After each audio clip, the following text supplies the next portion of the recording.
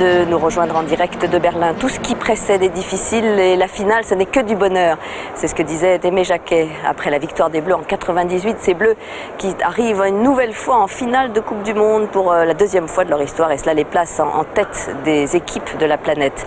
Alors ce match Italie-France, on va le suivre dans 1 heure maintenant sur ce stade olympique de Berlin qui a une histoire car il a accueilli les JO de 1936 et on se souvient de cette image d'Hitler obligé d'assister aux performances de l'athlète noir américain Jesse Owens.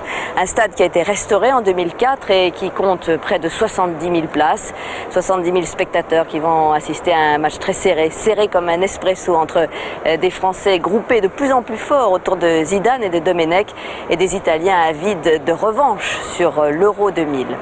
Alors tout de suite pour commencer cette édition spéciale, on va suivre les Bleus, leur journée avec Pierre-François Lemonnier et Stéphane Deperroy.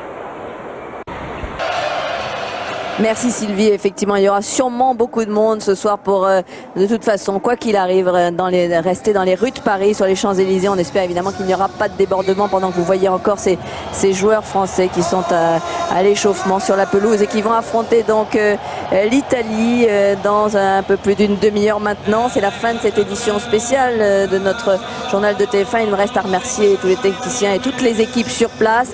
Tout de suite, vous allez pouvoir suivre la cérémonie de clôture de cette Coupe du Monde, puis le match, bien évidemment, commenté par Thierry Gilardi, Jean-Michel Larquet et Arsène Wenger.